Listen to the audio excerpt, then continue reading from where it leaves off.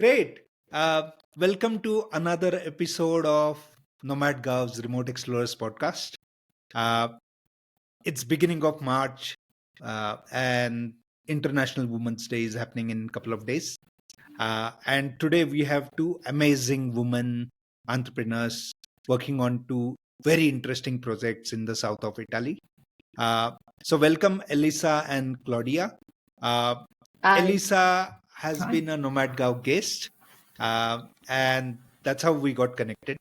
Uh, Elisa has a very interesting story, but I would not talk a lot about it. But uh, Elisa is someone who has transitioned from long corporate career to starting a co-living business, community-focused business rather, to get people together. Claudia also runs Trame co-living in south of Italy in a region called Puglia. And I will not talk a lot about these two projects. Uh, I'll let Elisa and Claudia run the show. So, Elisa, why don't you go first and talk about your journey? Yeah, sure. Thanks very much for having me. My journey, as you already started to mention, really goes to 17 years of my life spent in London. I'm originally from the north of Italy. I was born there and I was raised there. And then after university, I got offered a position for a multinational company. And so that took me first to Rome for a few months, and then very shortly after that to London. And you accept this position thinking I'm going to spend a few years there, and then fast forward the 17 years, I was still there. I changed company in the meantime, but I was still living this kind of corporate career life, and it was great. I think a lot of people are kind of berating the corporate life. I really made the most of it, and I really would do it all again. But I also felt that there was a point in my life where I also needed to experience something different. And I think, like for a lot of people, COVID was also one of the catalysts, but it was always something that I had in the back of my head that I really wanted to experience something else. And so in 2022, both my partner and I were both in corporate jobs in London, and we both left, and we basically decided to go freelance.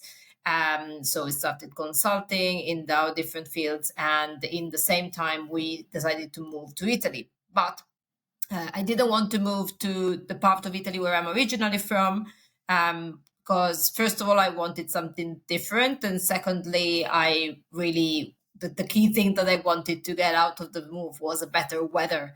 And unfortunately, the north of Italy is not famed for fantastic weather, but the south of Italy is, and so that's why I decided to move. And after some investigations and inquiries in different parts of Europe as well as Italy, we settled on Puglia, which is basically in the southeast of Italy. So if you don't know it, if you think of Italy as a boot, which is something that gets often mentioned, Puglia is basically the heel.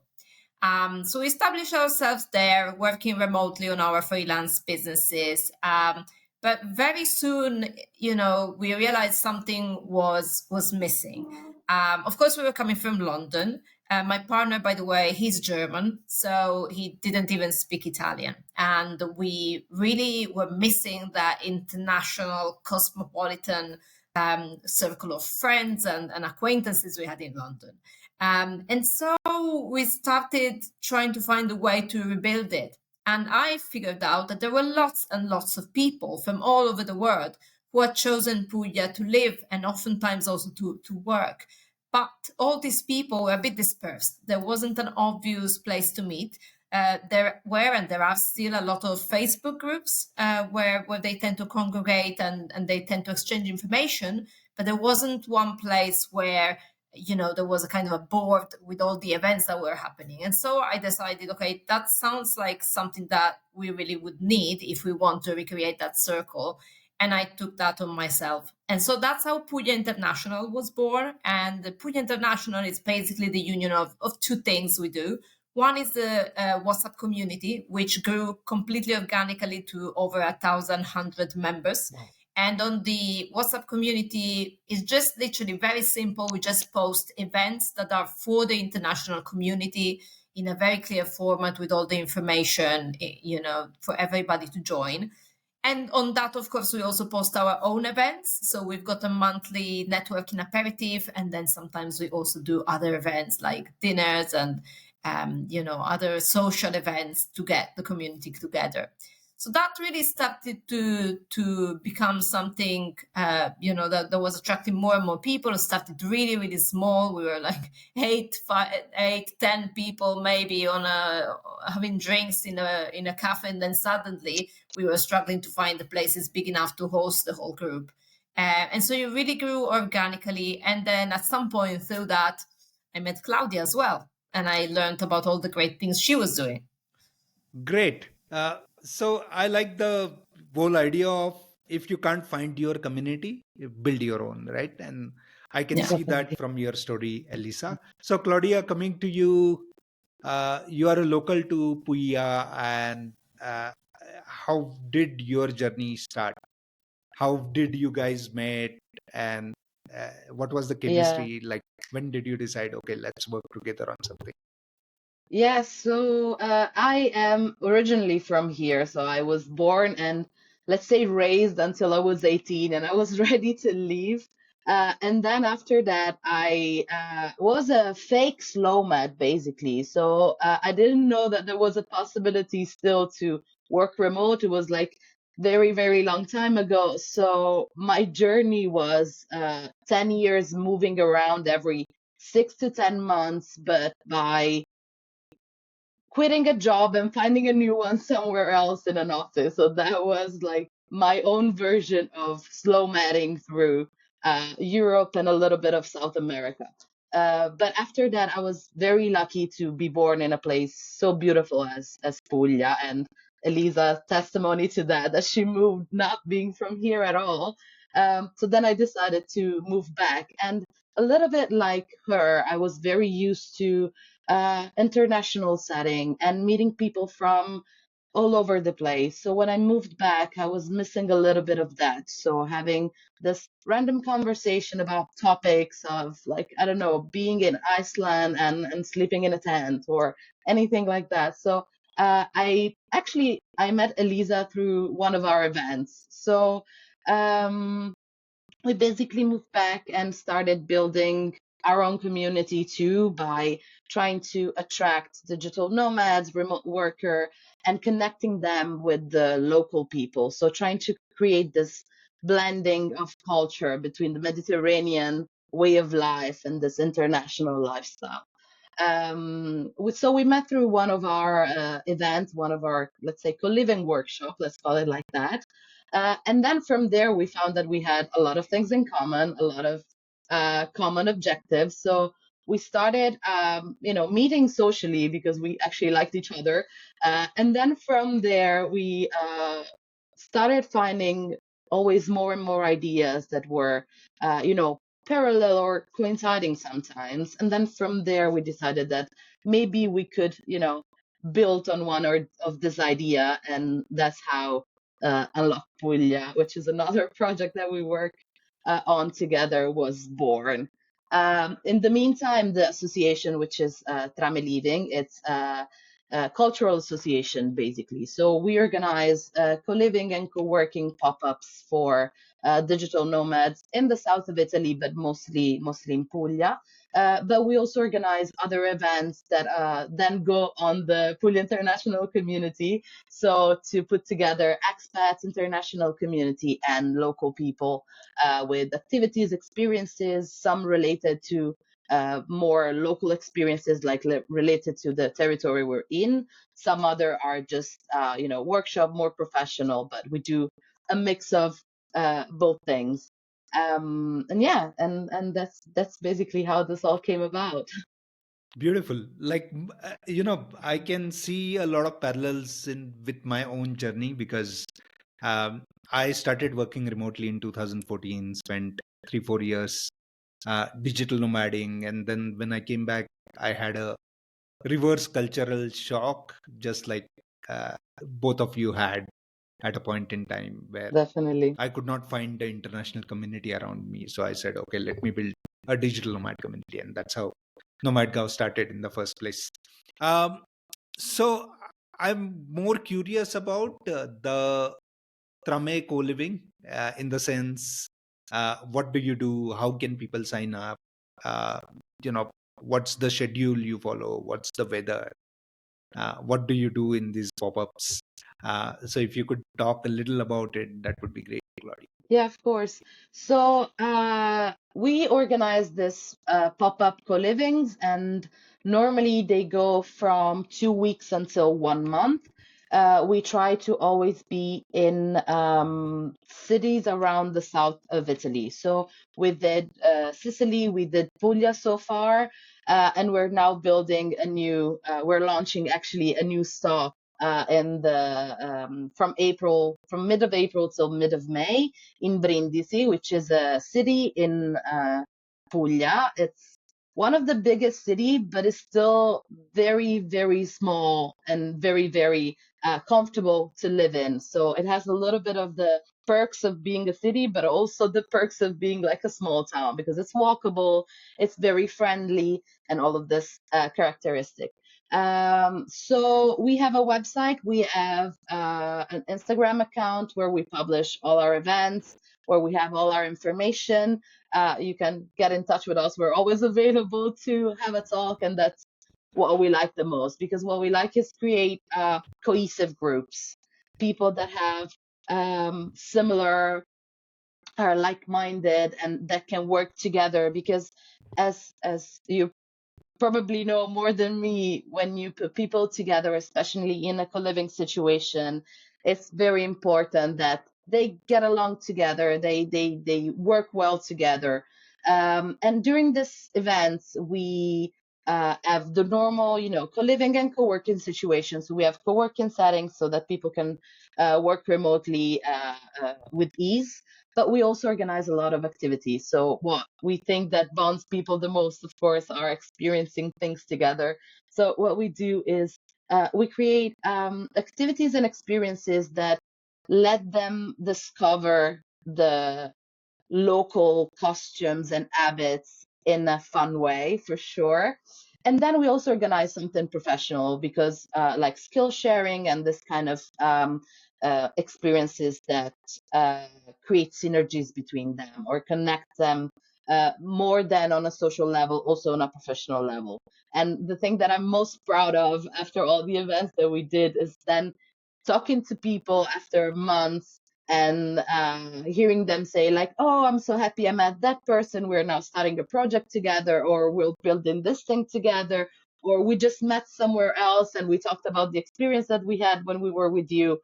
So that's my, the biggest satisfaction for me is creating connection between people that otherwise would have probably just passed by in their life and not have talked or met or created a bond.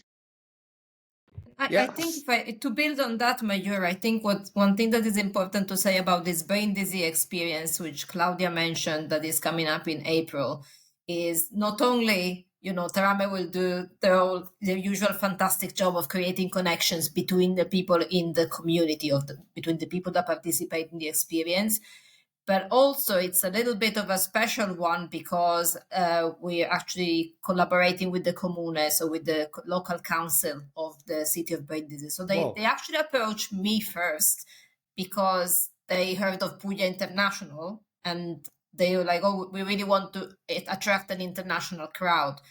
But as soon as we had the first conversation, I realized straight away, well, this is actually something that is totally in the expertise area of Trame. And it just goes to show how, there's obviously a more of a grassroots movement of digital nomads and us creating these communities of whether they're nomads or whether they're more permanent expats and international people who reside in Puglia. But increasingly, also the institutions are beginning to pay attention because of that grassroots movement. Now they realize, okay, it's actually something that may have some benefits. And that's why this experience to me is so important, because it's not just people going on another workation or retreat, as much as those things are lovely and great, but it's also the local government coming and saying, I want to learn from you guys because you are digital nomads and have an expertise that can help us shape the future of our city in a way. Right. Yeah, and if I And can, sorry, if I can add one small thing. We are in the south of Italy. We, on paper, we have all the right characteristic to be a nomadic destination. We have the right weather, we have the right prices, and all of this. But we are not, as a municipality, as a territory, we're not yet ready to, welcome all these people. And it's so interesting and it's so heartwarming that municipality and people that can really make a difference are starting to understand that this is a real possibility to move away from, summer tourism and build on something with, digital nomads bringing value, bringing impact, positive impact to a region.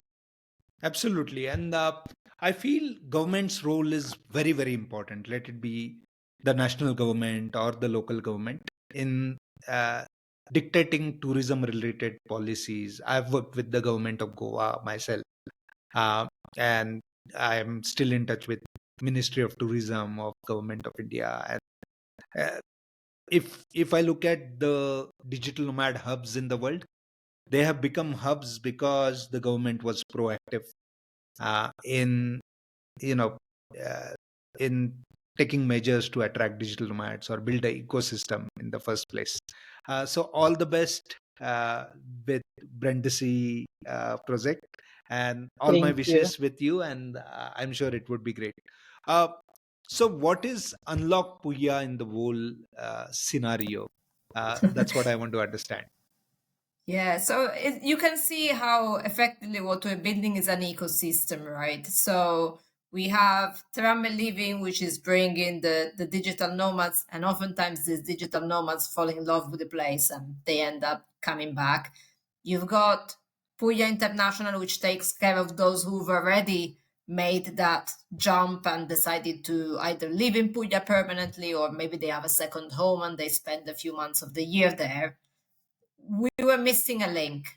We were missing how do we help people who actually are making that transition, and how do we help them avoid the pitfalls that we unfortunately, through the work we've done with the international community, have seen so many people falling prey of.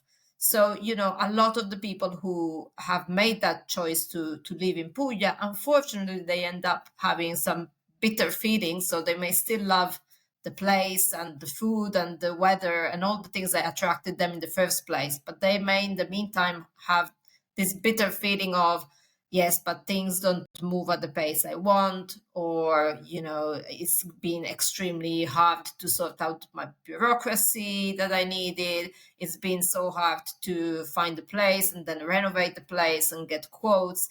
And sadly, in a few cases, I must say this is a minority, but in a minority of cases, sadly, we've even seen people experience fraud, or in any case, because of the inefficiencies and because of not knowing how to get things done, they've lost time and money. And we really don't want that to happen, because we both strongly believe that this international community brings value to the place, and brings value not only for the international community, but brings value to the locals, brings value to the people who maybe have left the south of Italy. A lot of people, especially young people, have left the south of Italy to find work elsewhere.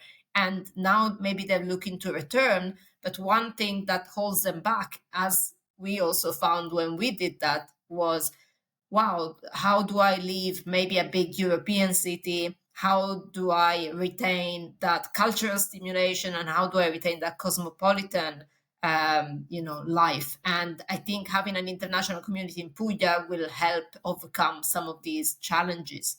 It brings talent, it brings new ideas, it brings potential investors in the local startups, it brings potentially new startuppers.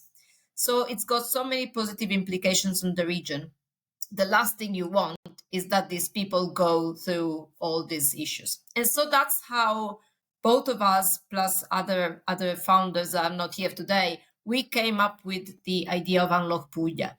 And the idea of Unlock Puglia is how can we service, how can we educate, and how we can facilitate all these people who come from abroad, whether they're here to move permanently or temporarily, and how can we help them with all these things that we mentioned. So bureaucracy, figuring out how to get in touch with the right contractors for property maintenance or renovation, and also matchmaking, if I can use this term, with the right professionals, the ones that we've already vetted and we know are going to approach things with the right level of expertise and professionalism. So for example, we partner with a law firm, we partner with architects, and it's a roster of partners that we are continuously expanding. So it's a very, very new project. It's only been live for, I think, 4 months now. But you can already follow us on our social media channels. We are live on all the main ones: Instagram, Facebook, TikTok, so whichever you prefer. And we try to entertain and educate with our content there. And as I said, a lot more to come, because it's literally something that's just born.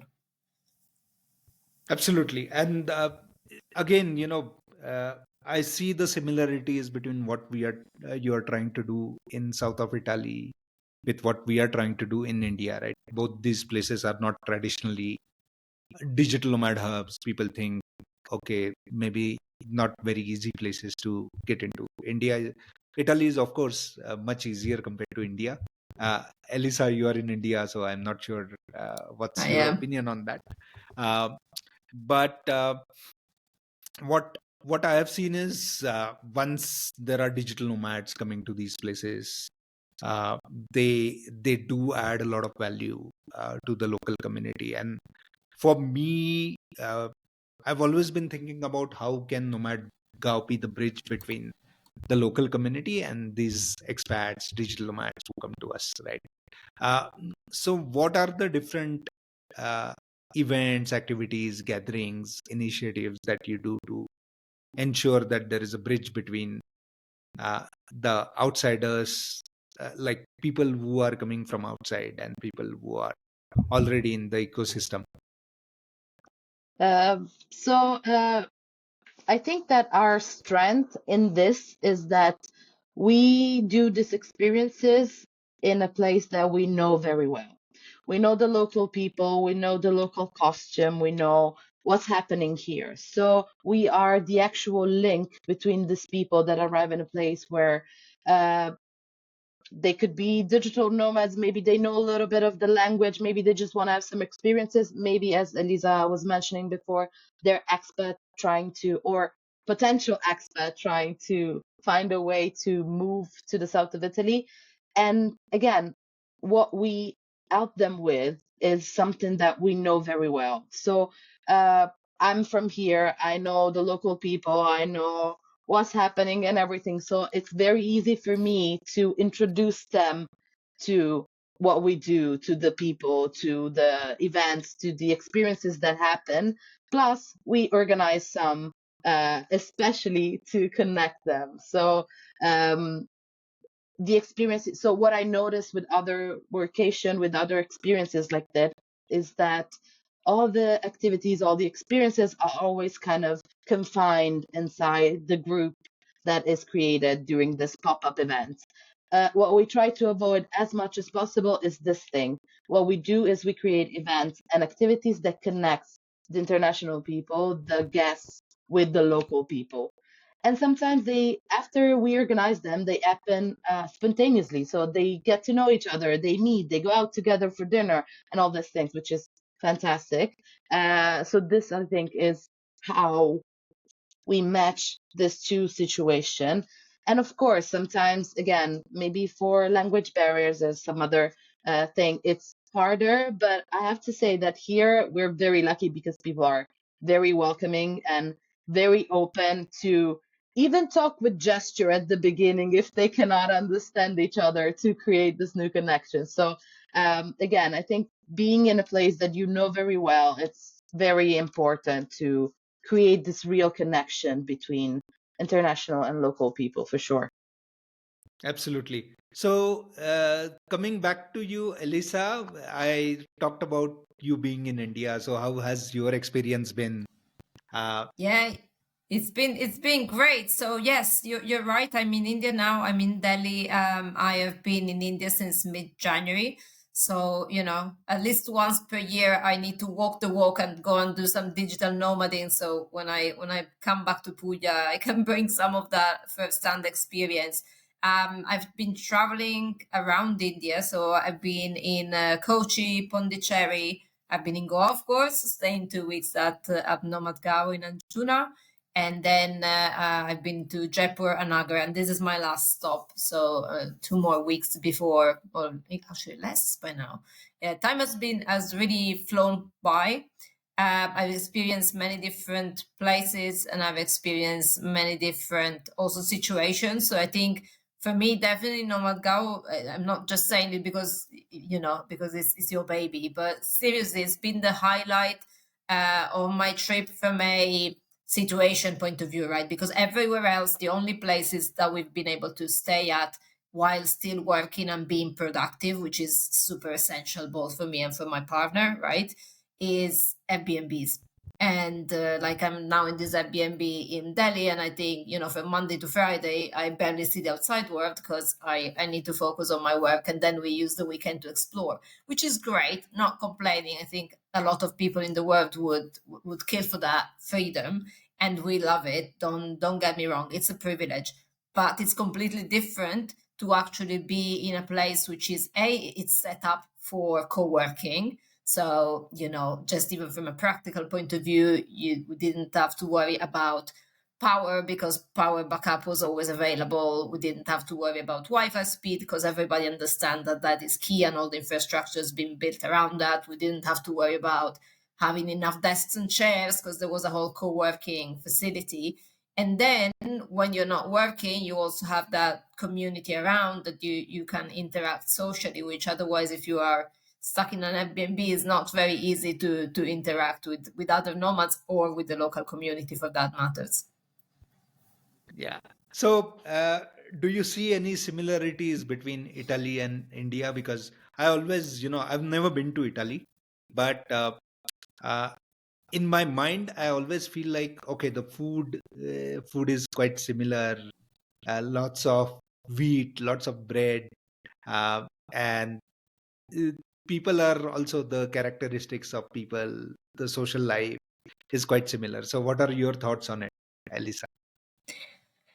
Yeah, I definitely have seen some similarities, particularly with southern Italy, which is where I've chosen to move, right, in terms of a relaxed attitude and a spontaneous attitude as well to doing things, and certainly the central role of food is is something that is pretty common across these cultures. And I think there's also, generally speaking, a willingness to an openness, to foreigners and to hearing about different stories. There's a curiosity for sure. I think people are very curious about, especially for us, we're not the classic tourists that just go to the Taj Mahal and Jaipur and they do the Golden Triangle on a bus in 10 days and that's it. So people are curious about what we're doing and why we're staying in places where maybe not many foreigners are staying and things like that. Which I think is also something that we definitely see in the south of Italy, that people are curious about what you do, and they want to know and they want to socialize and really get to know you. That's great. I hope to make it to Italy sometime very soon, maybe for the Brindisi retreat. Coming to that, Please can join you, us. yeah, Yes. yeah, I would love to. So, can you throw some more light on what's gonna happen? What sort of, you know, itinerary or the plan that you have, and what's the place like? What's so Yeah. special about it? Uh, would love to So, hear all of it. yeah, so in Brindisi, we will stay for 3 weeks. And we have a kind of setup that gives you the right independence, but also creates moments where people are together. So we, instead of having like a bigger co-living where people all stay together, they all have their own individual or shared apartment, so they can have their own privacy. But then we have, of course, common areas where they can work, definitely like a setup, equipped co-working. So we have chairs and Wi-Fi and everything that works perfectly. And then we have other common areas where we would eat together and create activities together and experiences together. During the 3 weeks, what we would do is, as we said before, food is a big, big part of this area of Italy. Well, Italy in general, but this area specifically, if I can say. So we have a lot of experiences to get to know the culture, and a little bit of the culture, of course, is food. And plus the territory. So we're in the middle of Puglia, basically. So we have a fantastic coastline and an amazing nature. So we would do a lot of this, a lot of hikings, a lot of connection with nature.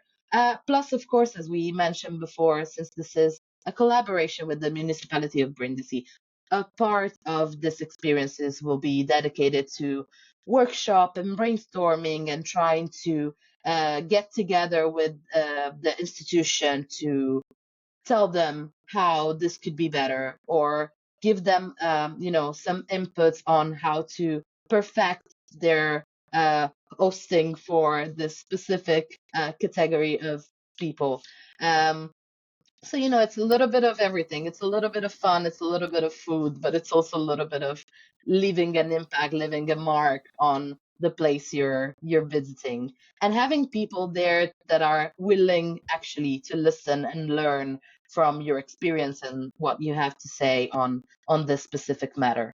And we would love for you to come and give you all your experience and share everything you have. And Yeah, just wanted to build on that for a second, because I think, it's easy to say as a CTO, we want to, attract digital nomads. But I think it's important to also say the history of Brindisi is that Brindisi has already got some pretty good credentials, because in 2022, Airbnb included it in a list of the top 20 remote friendly places in the world. Right. I think there was another region of Italy which was mentioned as a region, but it was the only Italian city that was on that top 20 list, next to very famed places that have a lot of history and that everybody would know as digital nomad destination. So the fact that, yes, the city wants to build on that and get that input from digital nomads and shape the future further is great, but also there's a really solid foundation. So I think for people who are considering an up and coming destination, but that's got what it takes already to provide, the base of a really good place for work, life, and that digital nomad lifestyle, then I think this is a really good opportunity. absolutely. I mean, if it's food, if it is culture, if it is nature, what else do you need, right? Like, you have everything, and good wine And a also, good I believe. chair to work from. A very, very good chair to work from. That's Yeah, very that's important. essential. But I'm more interested in the wine. How's the wine? Oh, the one is fantastic. The wine is fantastic. And also we have a lot of variety. That's very important from Puglia. And a lot of people that come here are very shocked about that we have like, vineyard with 4 types of grapes, so we can produce different types of wine. So we're set on that. Perfect. I'm packing my bags. Yes. Yeah. Um, One last question that I want to ask both of you is, this $1 houses in Italy was pretty much in news in a few weeks ago. What's that all about? And do you see a potential for digital nomads to buy these houses, or uh, repopulate the villages in that sense? Um, Well, I yeah. look, I think the €1, $1 houses are obviously a marketing tool, right? It's clear that you don't just get a perfect house to live in for €1. These are all houses that tend to they tend to be placed in certain types of towns. So it's usually either very isolated towns, or I know there are a few in the city of Taranto, which is a city in Puglia, but they are in areas that have been deprived historically, and therefore they have been put out to repopulate those areas, which for some can be a great thing, but I also get that it's not for everybody. And the second thing to say is, if you're given a house for €1, you probably, you can probably expect that you will have to spend a lot more than that to do it up. And there is an expectation usually in those type of agreements that you are going to invest in doing up the building, which is only fair, of course. So that is one way. And I think, as I said, I see it more as a marketing tool. So if it helps people get to know certain areas of Italy that they have never considered before, great. But I would say you don't have to go all the way to a €1 house in order to find some really affordable and good opportunities in different areas. So, I think it's definitely something that is worth saying, which is that at the moment there is a lot of interest towards real estate in Puglia. There is a lot of interest from experts, from people who want to relocate temporarily, etc., because it still offers many opportunities, and it's not maybe as overdeveloped as some other parts of Europe or the world. Great. So, I believe that buying such houses, you won't get the ecosystem, right? Like, because there has to be ecosystem builders like you to go there and actually build the ecosystem. Otherwise, people just have a house and no social connection. So, if you want, for people who are listening to this, if you want to have a soft launch in south of Italy, you know, Claudia is doing amazing job with Trame co-living. You can join one of the pop-ups to get the hang of the place and see if you like it. If you like it and if you want to move there, Elisa would help you set everything up through Puglia International. And Unlock Puglia would be your your go to venture to make sure you have a comfortable life there. So thank you, Claudia and Elisa, for joining in today. I Thank hope you. to launch this episode on International Women's Day. And it's great to hear all the good work that you're doing, and all the best. And hope to see Puglia becoming a digital nomad hub in coming times.